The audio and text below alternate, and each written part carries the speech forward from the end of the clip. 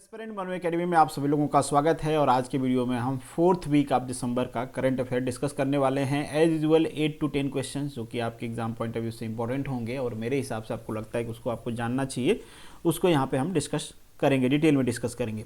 बाकी अगर आप मेरे चैनल पर नए आए हो तो ये मेरा टेलीग्राम चैनल है, ज्वाइन कर लीजिए। वीडियो की PDF आपको यहाँ पर मिलती है। ये ग्रुप है आपके डिस्कशन के लिए। बाकी आप मुझे इंस्टाग्राम, फेसबुक, ट्विटर इन सारे प्लेटफॉर्म पे भी फॉलो कर सकते हैं। तो चलिए आगे बढ़ते हैं। पहला क्वेश्चन है आपका, consider the following statement regarding the प्रलय मिसाइल। इसको रिसेंटली DRDO ने टेस्ट किया है। इसके बारे में यहाँ पे कुछ स्टेटमेंट दिए गए हैं, आपको रीड करना और बताना है कौन सा सही है। तो कहा गया it is the surface to surface missile. बिल्कुल सरफेस टू सरफेस मिसाइल है। Quasi ballistic trajectory. इससे पहले करंट अफेयर के वीडियो में ही मैंने डिस्कस किया था कि क्रूज मिसाइल और बैलिस्टिक मिसाइल में डिफरेंस क्या होता है। ये बेसिकली एक तरह की क्वासिक बैलिस्टिक मिसाइल है। बैलिस्टिक मिसाइल जिसकी बेसिकली ट्रेजेक्टरी कैसे होती है, जैसे आपने कोई पत्थर फेंका ना तो इस तरीके से जाके वो गिरेगा, उसी तरीके से ये होती है ballistic missile. Ballistic missile basically जो ग्रेविटी का इफेक्ट है वो एयर रेजिस्टेंस का इफेक्ट है, और चूंकि ऊपर जाती है तो कॉर्नलिस फोर्सेज जो आते हैं उसका इफेक्ट है। इन सब के हिसाब से इसकी ट्रेजेक्टरी डिफाइंड होती है। वेयर एज जो क्रूज मिसाइल होती है वो नियरली स्ट्रेट लाइन में मूव करती है अपने टारगेट को हिट करने के लिए। ये क्या है? ये क्वासी बैलिस्टिक है। अब इसका मतलब क्या है? मतलब ये जो मिसाइल है ना, ट्रेजेक्टरी स्ट्रेट लाइन दोनों का मिक्सचर होगी। एक प्रॉपर्टी और है इसकी कि ये जो है ना मिड वे में, मतलब अप टू सम एक्सटेंट जब ये इसको फायर कर दिया गया है उसके बाद भी अपने पाथ को ये चेंज कर लेगी। अगर इसको रडार से डिटेक्ट कर लिया गया है तो ये अपने पाथ को क्या कर लेगी? चेंज कर लेगी। तो ये कुछ इसके बेनिफिट्स हैं। दूसरी इसकी रेंज की बात की गई है तो बिल्कुल यहाँ पे जो रेंज दिया गया है इसी रेंज की ये मिसाइल है, 150 से लेके 500 किलोमीटर तक की। तो यहाँ पे दोनों ऑप्शन आपके सही हैं। कुछ और डिटेल यहाँ पे मैंने मेंशन किया है, आपको जानना चाहिए। इसको डेवलप किया है DRDO ने, जैसे मैंने आपको पहले ही बताया। इसकी ट्रेजेक्टरी के बारे में बता दिया। मोबाइल से इजीली इसको लॉन्च किया जा सकता है, मोबाइल लॉन्चर से। चलिए नेक्स्ट जो आपका क्वेश्चन है, the world press freedom index. ये काफ़ी पहले रिलीज किया गया था। आप सोचोगे कि हम फिर से क्यों डिस्कस कर रहे हैं, क्योंकि इससे पहले भी ये डिस्कशन हमने किया हुआ है। दोबारा डिस्कशन इसलिए आ रहा है क्योंकि रिसेंटली जो हमारे मिनिस्टर हैं, इंफॉर्मेशन एंड ब्रॉडकास्ट मिनिस्टर हैं अनुराग ठाकुर जी, उनसे एक सवाल पूछा गया था। उस सवाल के रिटर्न जवाब में उन्होंने कहा कि ये जो रिपोर्ट है इसको हम नहीं मानते। बेसिकली इसमें जो इंडिया की रैंक थी वो बहुत ख़राब थी, तो इसलिए इंडिया को क्रिटिसाइज़ भी किया जा रहा था। और जनरली इस पर लिखा जा रहा था आर्टिकल कि जो हमारी गवर्नमेंट है, जो हमारा सिस्टम है, जो हमारे इंस्टीट्यूशंस हैं, उनको दबाया जा रहा है। इसके हिसाब से इंडिया की यहाँ पे जो रैंक थी 142 थी आउट ऑफ 180 कंट्री। ध्यान रहे कि ये जो प्रेस, ये जो रिपोर्ट है, ये जो इंडेक्स है ना, ये इसके बारे में बात नहीं करता है कि आप कितनी क्वालिटी का जर्नलिज्म करते हो। बेसिकली ये बात करता है कि जो स्टेट स्पॉन्सर्ड इंस्टीट्यूशंस हैं या फिर जो स्टेट्स है उस देश का, वो किस तरीके से जो जर्नलिज्म है उससे डील करता है। बहुत जगह आपने देखते होंगे ना कि इसको सप्रेस कर दिया जाता है by the institution, by the government.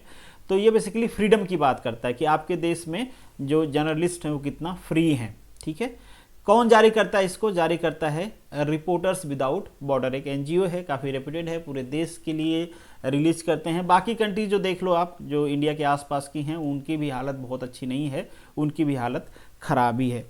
तो खैर जो भी है, अनुराग ठाकुर जी ने यहाँ पे रीजन भी बताया कि हम क्यों इसको रिजेक्ट करते हैं। उन्होंने कहा कि इनका जो सैंपल साइज़ है वो बहुत छोटा है, ट्रांसपेरेंसी नहीं है, ये जो मेथोडोलॉजी यूज़ करते हैं हम उस मेथोडोलॉजी को सही नहीं मानते हैं। खैर इसको मानने या नहीं मानने से हमारे रैंक में तो शायद कोई सुधार ना हो। अगर हम इसको कोशिश करेंगे तो सुधार भी सकते हैं। नेक्स्ट जो क्वेश्चन है आपका, the UV index is designed by the which of the following organisation. अब ये UV इंडेक्स है क्या? UV मतलब होता है अल्ट्रावायलेट। ये रेडिएशन होती हैं, आप सभी को पता है, ये रेडिएशन जो होती हैं बहुत ही खतरनाक होती हैं। इनको इस तरीके से कुछ कैटेगराइज भी किया गया है कि जो UVA रेडिएशन होती हैं, जिनकी जो वेवलेंथ होती है 400 से लेके 315 320 नैनोमीटर वाली, ये बेसिकली, या फिर UV जो रेडिएशन B होती हैं, जिनका जो रेडिएशन वेवलेंथ होता है दैट इज़ 315 to 280 नैनोमीटर। ये जो रेडिएशन होती हैं ना, ये स्किन के लिए बहुत ख़राब होती हैं, कैंसर भी बना देती हैं, बर्न आउट कर देती हैं। तो बेसिकली ये इंडेक्स जो डिज़ाइन किया गया था ना, ये डिज़ाइन किया गया था वर्ल्ड हेल्थ ऑर्गेनाइजेशन द्वारा। इसमें ये मेजर करते हैं कि क्या वॉल्यूम है, क्या कॉन्सेंट्रेशन लेवल है जो ग्राउंड है हमारे उस पर UV रेडिएशन का, जिसके हिसाब से ये इसको कैटेगराइज करते हैं कि लो लेवल का है, हाई लेवल का है, जैसे कि यहाँ पे मेंशन किया गया है। जितना हाई लेवल का रहेगा उतना ही ज़्यादा प्रॉब्लम होगी, बेसिकली डिजीज क्रिएट कर देता है ये। नहीं। क्वेश्चन नंबर 4 है, who has become the first Indian male settlers. Settler मतलब यहाँ पे बैडमिंटन प्लेयर की बात कर रहे हैं ना, to win the silver at BWF। BWF मतलब बेसिकली वर्ल्ड बैडमिंटन चैंपियनशिप की ये बात कर रहे हैं। किसने जीता है? ऑप्शन है आपका यहाँ पे फर्स्ट, दैट इज कैडम्बी श्रीकांत ने। अब ये ऐसा नहीं है कि भाई ये अचानक से आया और जीत गए, इससे पहले ये जो बैडमिंटन के 2018 में टॉप प्लेयर रह चुके हैं। काफ़ी सारे इनको इंडिया की तरफ से अवार्ड भी दिया गया है, पद्मश्री अवार्ड इनको दिया गया है, जो हमारे यहाँ पे 4th हाईएस्ट सिविलियन अवार्ड होता है, 2018 में दिया गया था। अर्जुना अवार्ड भी इनको दिया गया है 2015 में। तो काफ़ी फेमस प्लेयर हैं, आप इनका नाम जानते हो या नहीं जानते हो, बट इस बार इन्होंने क्या जीता हुआ है? सिल्वर मेडल जीता है। तो ऑप्शन आपका है यहाँ पे, ये ध्यान रखना है। नेक्स्ट जो का क्वेश्चन है, which year did the Panama paper leak happen. आप सोचोगे कि पनामा की अचानक से हम लोग बात क्यों कर रहे हैं, कभी भी लीक हुआ था, हो गया, अब क्या लेना देना। तो रिसेंटली एक आपको पता होगा कि ऐश्वर्या राय बच्चन को बेसिकली पनामा पेपर लीक में ईडी ने समन किया था, इंट्रोगेट किया था। उसको लेके जो उनकी सासू अम्मा है जया बच्चन, वो हाइपर हो गई थी राज्यसभा में, तो काफ़ी न्यूज़ क्रिएट हुई थी। तो आपको थोड़ा सा जानना चाहिए, न्यूज़ इतना फैल गया है। तो कब लीक हुआ था? ये बेसिकली हुआ था 2016 में। बेसिकली इसको लीक जिन्होंने कराया था, एक ऑर्गेनाइजेशन है इंटरनेशनल कॉन्सेंसस, मतलब संघ को हम कहते हैं, ऑफ द इन्वेस्टिगेशन जर्नलिस्ट। ये इनका बेसिकली एक ऑर्गेनाइजेशन है जो खोजी पत्रकारिता करते हैं। तो इन्होंने इसको लीक किया था, बाद में इसको कहा गया कि ये पनामा पेपर है। क्यों है? क्योंकि ये जो पनामियन लॉ फॉर्म है, कहा जाता है ना कि दुनिया का जो ऑफशोर फाइनेंस मैनेजमेंट होता है, ये वो करते थे, और इन्हीं के पास वो डिटेल मतलब पेपर थे जिसपे क्या होता है, जो बड़े पब्लिक फिगर हैं या फिर पॉलिटिशियंस हैं, उनके फाइनेंशियल डिटेल्स होती हैं, जो अपने देश से इनकम टैक्स से चोरी करके पैसा दूसरे देश में लगाते हैं या दूसरे कई जगह पे इन्वेस्ट करते हैं, प्रॉपर्टी खरीदते हैं। तो उसकी डिटेल्स थी इनके पास, क्योंकि ये वो मैनेज करते थे। एक टाइम पे ये दुनिया के सबसे बड़ी फर्म थी। अब क्या हुआ, इनका पेपर हो गया लीक। किसने लीक करवाया था? वही जो खोजी पत्रकार हैं, उनका काम ये होता है। कई सारे इस टाइप के चीज़ वो लीक करते रहते हैं। पंडोरा पेपर भी लीक हुआ था रिसेंटली, आप लोगों ने सुना ही होगा। तो यहाँ पे बहुत सारे पॉलिटिशियन के नाम आए थे और कई सारे देश की तो सरकार बदल गई इसके वजह से।